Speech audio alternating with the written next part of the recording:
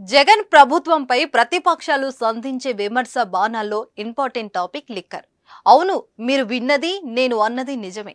YCP ప్రభుత్వంలో అన్ని కొత్త మందులే. పాత బ్రాండ్లు ఎందుకు అమ్మడం లేదు? మీ వాళ్లే కొత్త బ్రాండ్లను నిర్వహిస్తున్నారు. నాసిరకం లిక్కర్ తో ప్రజల ప్రాణాలతో చెలగాట మాడతారా అంటూ చంద్రబాబు నుంచి షర్మిల వరకు చిర్రుబుర్రులాడారు.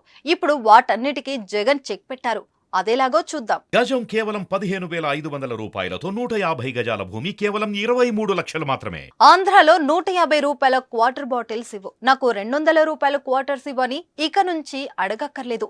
మీకు తెలిసిన బ్రాండ్ల పేర్లతోనే లిక్కర్ కొనుగోలు చేయొచ్చు. Special status, royal palace, Andhra gold, boom boom beer వంటి కొత్త బ్రాండ్లకు ఏపీ పబ్లిక్ బలవంతంగానే అలవాటు పడిపోయారు.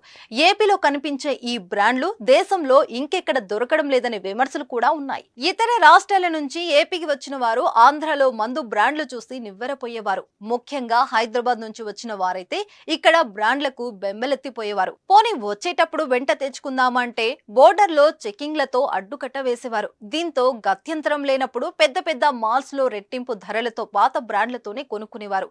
ఇటువంటి వ్యతిరేకతలను తొలగించేందుకు పాత బ్రాండ్లు అందుబాటులోకి తెస్తున్నారట. ఏపీ వ్యాప్తంగా వారం రోజుల నుంచి బార్లో, ప్రభుత్వ మద్యం షాపులకు అన్ని బ్రాండ్ల మద్యం సరఫరా అవుతుంది.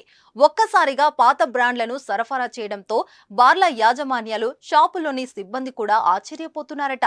అయితే ఇప్పటి వరకు సరఫరా చేస్తున్న కొత్త బ్రాండ్ల కంపెనీలు ఆందోళన గగ్గోలు పెడుతున్నాయట. పాత బ్రాండ్లు మళ్లీ రావడంతో మద్యం అమ్మకాలు జోరందుకున్నాయి. కొత్త బ్రాండ్లతో మందు మానేసిన వారు కూడా పాత బ్రాండ్లు కనిపించేసరికి గొంతు తడుపుకున్నట్లు తెలుస్తుంది. ఎన్నికల వేళ మంచి వ్యాపారం జరుగుతుందని బార్ల యాజమాన్యాలు ఆనందపడుతున్నారట. ఇప్పటికన్ని బ్రాండ్ల మద్యం ఇస్తున్నా అన్ని షాపులకు ఇంకా పూర్తి స్థాయిలో చేరలేదు. ప్రభుత్వ నిర్ణయంతో బార్లలో వ్యాపారం కూడా కొంతమేర పెరిగింది. ప్రస్తుతం రోజుకు మొత్తంగా 75 కోట్ల మేర వ్యాపారం జరుగుతుండగా పాత బ్రాండ్లతో 80 నుంచి 90 కోట్లకు అమ్మకాలు పెరిగే అవకాశం ఉందని అంచనా వేస్తున్నారు.